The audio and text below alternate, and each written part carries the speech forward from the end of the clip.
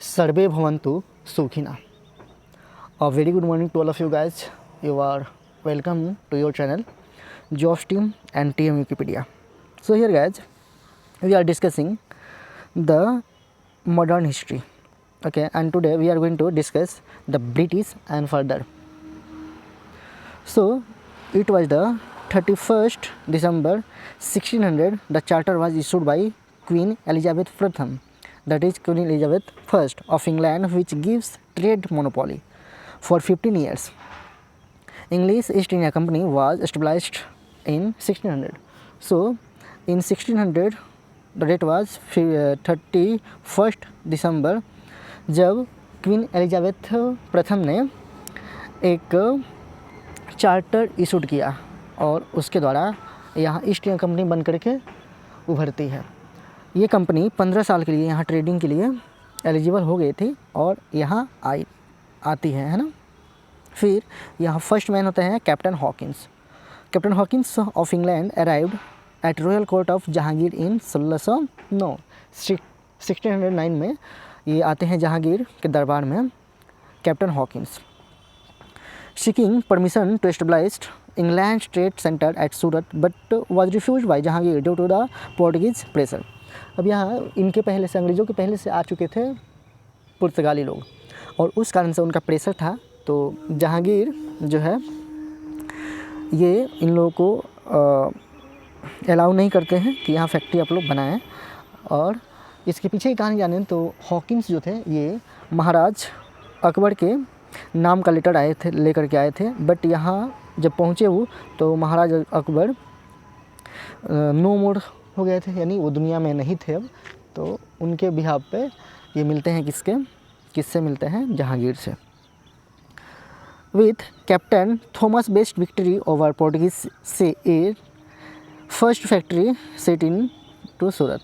जब यहाँ Thomas Munro जो था उसके थॉमस की विक्ट्री होती है पोर्टुगीज़ पे और तब यहाँ पे पहली कंपनी बनाई जाती है। कहाँ पे? सूरत में। Later in 1613 Jahangir issued a फरमान that is permission letter to English that is sir Thomas Roe to establish their trade center in Agra, Ahmedabad and Bharuch. Hence, British established first trading factory at Surat in 1613। अब 1613 में पहली इन लोगों की company बन के तैयार होती है, एस्टेब्लाइश होती है कहाँ पे? सूरत में, है ना। अब 1613 क्या होता है इस कारण से समझते हैं कि यहाँ पे अब फरमान मिल चुका होता है अंग्रेज़ों को। जहांगीर के द्वारा ये फरमान जारी किया जा चुका है। फरमान को समझते हैं। Farman is nothing, it is royal edict issued by the king. ये किंग के द्वारा एक रॉयल राजपत्र होता है जो इशूड किया जाता है किसी भी कंपनी के लिए या किसी भी सिस्टम संस्था के लिए। अब यहाँ पे इन लोगों ने जब थॉमस रो के नेतृत्व में यहाँ पे स्थापित किया तो आगरा में, अहमदाबाद में और भरूच में इन लोगों का वो चल रहा था। In 1615 sir Thomas Roe came to India as ambassador of James king first, so king of England, and obtained permission from Jahangir to settle English trading factories in different parts of India. जब 1615 में sir Thomas रो आते हैं यहाँ पे तो क्या होता है कि वे जेम्स प्रथम का एम्बेसडर बन के इंडिया आए थे और वो चाहते थे कि इंडिया के डिफरेंट पार्ट्स में इस कंपनी की स्थापना की जाए। 1613 में जब कंपनी पहली बार आती है तो आप लोग देखेंगे कि ये कहाँ? सूरत में स्थापित होती है। फिर यहाँ देखते हैं Bombay's control Charles second received as dowry from Portuguese. अब यहाँ पे क्या होता है कि चार्ल्स द्वितीय की शादी होती है पुर्तगालियों के यहाँ, यानी पुर्तगाल की राजकुमारी से शादी होती है चार्ल्स सेकेंड की, और उनको दहेज के रूप में मुंबई मिलता है। अब ये दहेज के रूप में मिलता है तो उसका इस्तेमाल कैसे करेंगे? ये ईस्ट इंडिया कंपनी को लीज पे दे देते हैं जिससे कि इनको टैक्स मिलेगा और इससे इनकी भी कमाई हो जाएगी। ना Madras fort Saint George replace as Machilipatnam. यहाँ जो फोर्ट जॉर्ज था उसको रिप्लेस कर दिया गया किससे, मसूलीपट्टनम से। फिर देखते हैं हम लोग Bombay, Madras and Calcutta became 3 presidencies town of English settlement in India by 1700 with capital Calcutta. अब यहाँ पे है कलकत्ता, यहाँ है महाराष्ट्र और यहाँ है मद्रास। ये दोनों जो है कम करते हैं किसके कंट्रोल में, तो कलकत्ता के। 1700 तक में ये चीज़ें हो चुकी होती हैं। फिर आगे चलते हैं तो 1757 की क्रांति होती है, रॉबर्ट क्लाइव आते हैं और किस्सा परिवर्तित होता है। Now here the question is why the English succeed against other Europeans. यहाँ इंग्लैंड वाले क्यों दूसरे कंट्रीज़ के लोगों के परिप्रेक्ष्य में ज़्यादा यहाँ अपने आप को पावरफुल कर पाए, उस कंडीशन को समझते हैं। पहला है structure and nature of the trading companies. English East India Company formed through amalgamation of several rival companies at home, was controlled by a board of directors whose members were selected annually।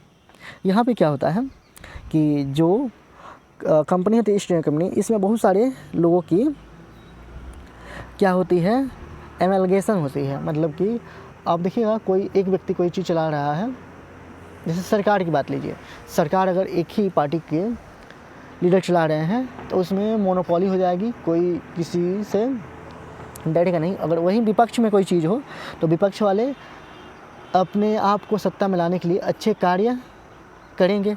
वैसे ही यहाँ पे जो बहुत सारे एमलगेशंस हुआ है तो वे लोग चाहेंगे कि उन लोग को जैसे भी हो ज़्यादा बेनिफिट हो। तो बेनिफिट के लिए क्या करना चाहिए, कंपनी को अच्छे से सुचारू रूप से चलाना चाहिए। The second was naval superiority. Royal Navy of Britain was not only the largest, it was the most advanced of its time। Royal navy जो थी इस समय सिर्फ लार्जेस्ट नहीं थी, लेकिन इस समय तक की सबसे एडवांस टेक्नोलॉजी भी इन लोगों के पास थी। ये भी कारण होता है उनके यहाँ पे एक स्ट्रॉन्ग पावरफुल बनने के लिए। The third was industrial revolution. अब यहाँ पे इंग्लैंड में इंडस्ट्रियल रिवॉल्यूशन हो चुका था। सो The Industrial Revolution reached other European nations late, and this helped England to maintain its hegemony।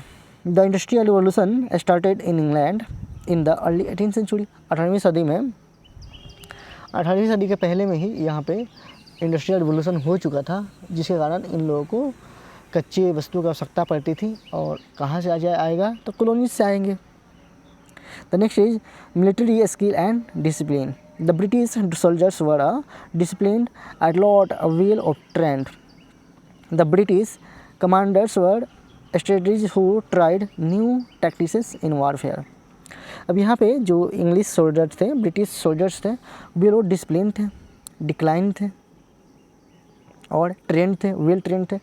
और इस तरह से ये लोग अपने स्ट्रेटजी को फॉलो करते थे, टैक्टिक्स को वारफेयर में इस्तेमाल किया करते थे। Here the next is stable government. Britain witnessed stable government with efficient monarch. यहाँ पे जो गवर्नमेंट थी वो काफ़ी स्टेबल थी। And leisure zeal and for religious.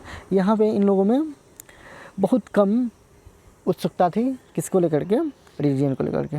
जील मतलब क्या होता है, उत्साह। Britain was less jealous about religion and less interested in spreading Christianity as compared to Spain, Portuguese and Dutch।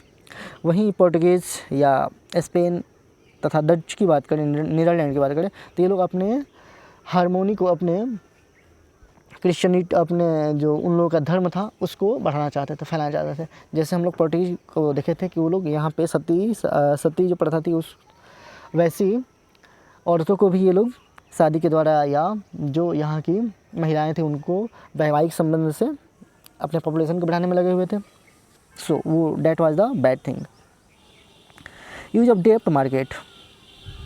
So Britain used the डेप्ट market to fund its wars. ये loan का इस्तेमाल किया करते थे, कर्ज लेकर के भी लड़ाई में सपोर्ट किया करते थे। That was the reason